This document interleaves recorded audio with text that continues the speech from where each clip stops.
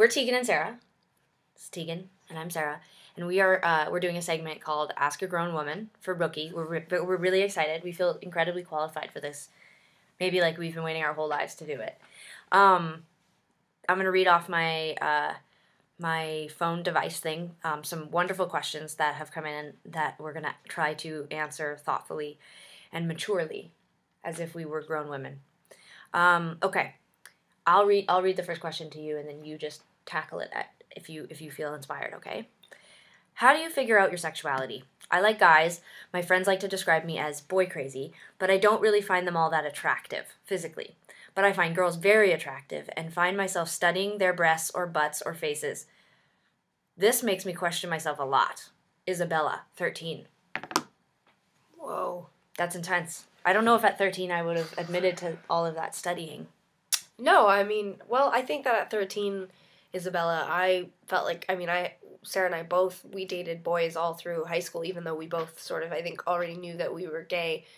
But there's a lot of social pressure for girls and guys to be together around that age. It's around, 13, 14 that it feels like if you're not dating somebody that maybe there's something weird or you're not cool or whatever. And so, maybe you having a boyfriend or, we really always had boyfriends. It was strange. We went from, guy to guy to guy and... Sluts.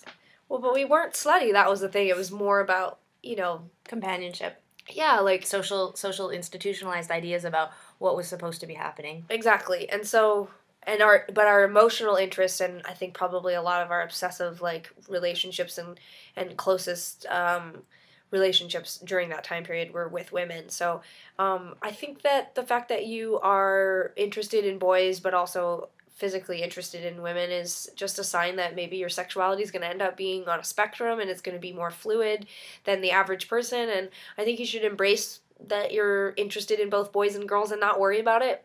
And, Dan Savage, who's just an amazing, wonderful, lovely person and who gives great advice. I hear him consistently giving advice to young people who are experimenting with their sexuality that, you don't need to feel like you need to come out or tell anyone. You can also just do things as they feel comfortable and make sure that your environment is safe and that it's not going to, be detrimental to your entire junior high and high school young life and see what happens. But I think it's fine. Sexuality is fluid. Most people... I'll say one thing too, though. They feel like they have feelings for boys and girls. It's fine. Maybe, though, maybe it's got nothing to do with your sexuality. I think it's really common, too, at the age where your body starts to change and girls start to be different from each other. There's a tendency to want to compare yourself to other girls and see what's up. And maybe that's why you're checking out butts and the other physical accoutrement that suddenly becomes common amongst girls of your age group. Maybe you're just checking it out to see how you compare and what's going on, and there's a fascination there, and I don't think you should feel embarrassed about it. Okay, that's question 1. Tegan, here's question 2. This file's going to be really big, so... I think it's supposed to run all together. Oh, it is? Mm-hmm. Okay. You're okay. Good luck sending that later. At a party in June, I was photographed holding hands with another girl. The picture was sent around to my entire school, including the faculty. People have been laughing at me and calling me a dyke. I hope not the faculty. And I feel humiliated.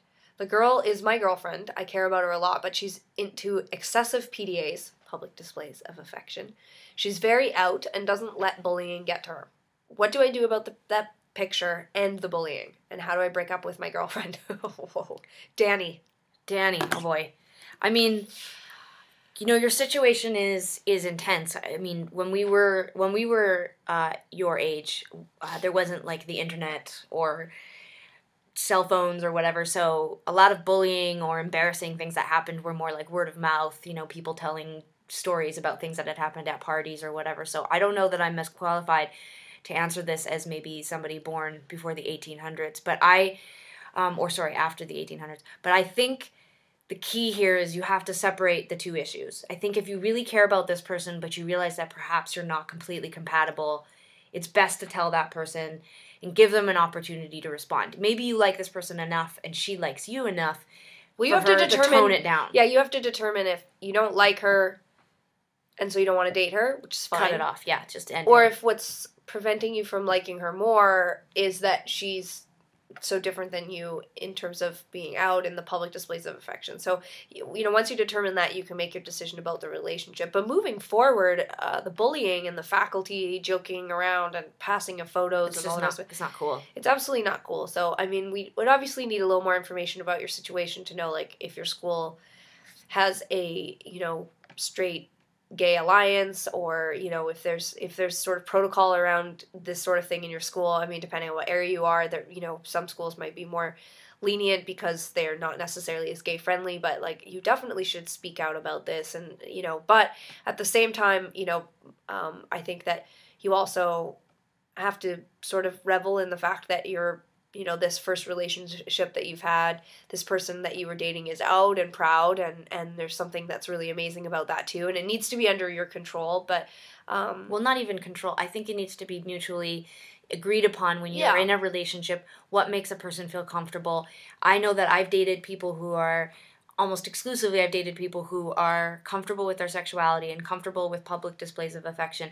And in situations where the person wasn't as comfortable with that, it really hurt my feelings and made me feel bad about myself. And I don't always think that that person is actually like embarrassed of you so much as they're just sort of awkward and feeling uncomfortable about externally how that relationship is viewed by society, which is unfair. And I think it's just so sad that we still live in a time where that matters. But for right now, I think it's important to figure out with this person exactly what you both want out of a relationship and what's going to make you both feel good. And then for the rest of those kids that are making fun of you and faculty and stuff, it's like, well, the faculty, that's not okay. And maybe No, it means not talking okay. talking to your parents, or going above the Yeah. level of faculty that are involved right now. And maybe it's about starting a gay straight alliance in your school, or getting together with other kids who are going through similar situations. making sure that you have some allies that can Yeah. get Educating your back. people about what's happening for you and how it makes you feel. So, Okay, moving good on. luck. Yes, good luck with that.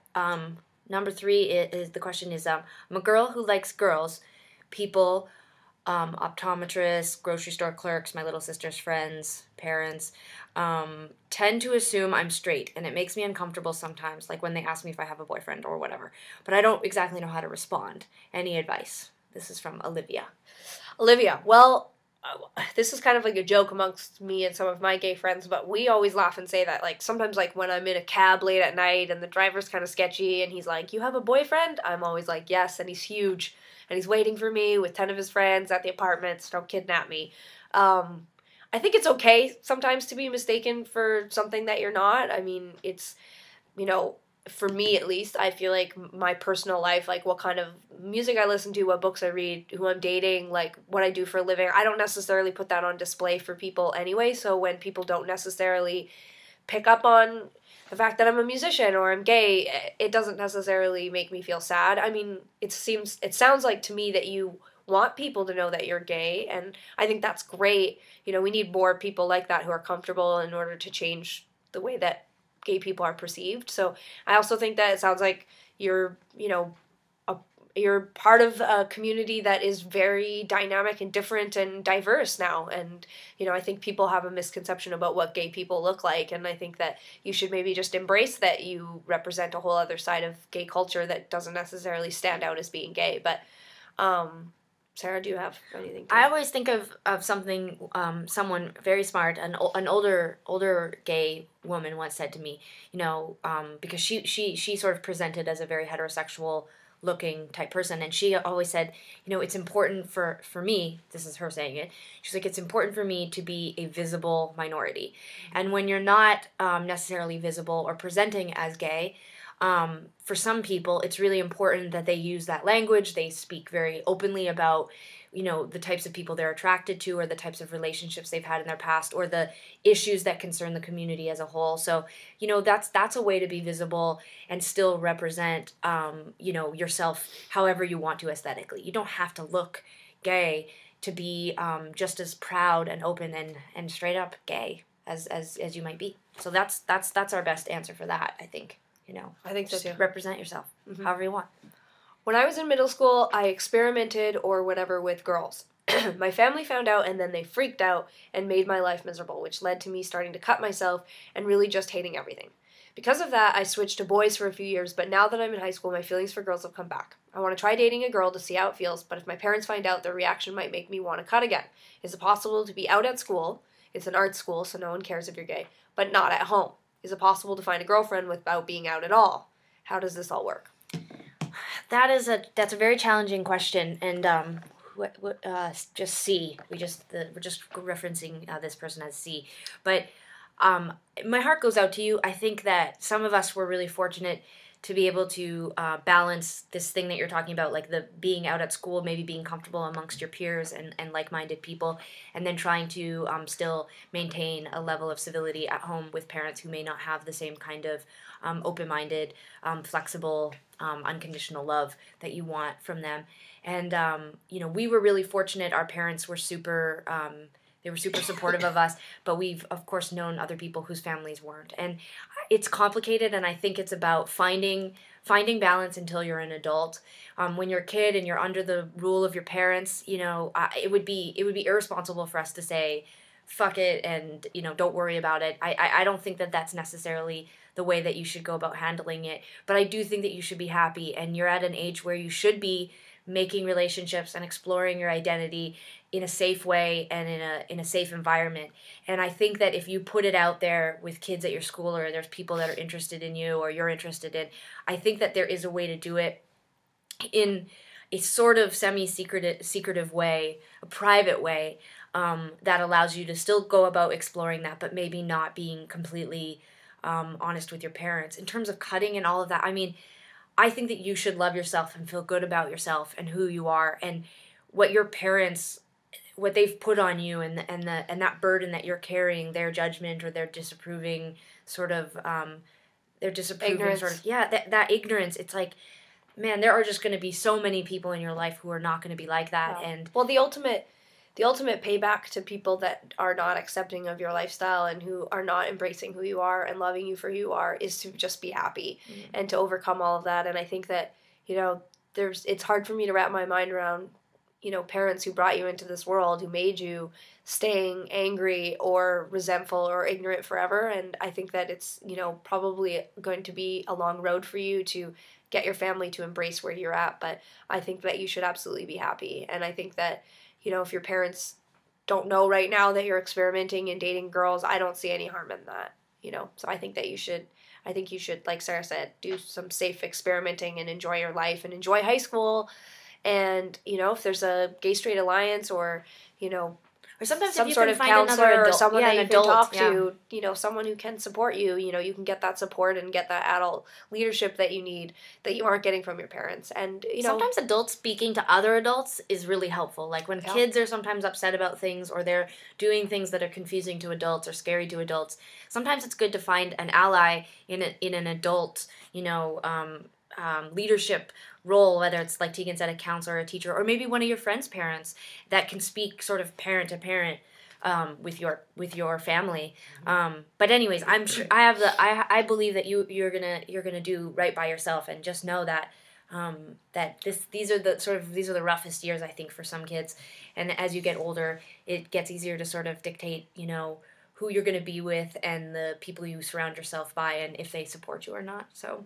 Truth. We're supporting you just over the computer, but hopefully that helps a little bit. So, but thank you so much to Rookie for having us. We're delighted to be on this Grown Woman, Ask a Grown Woman program. I just feel like we constantly wish that people would ask us as grown women questions. It's true. Thanks for watching. Yeah, thank you very much. Good luck.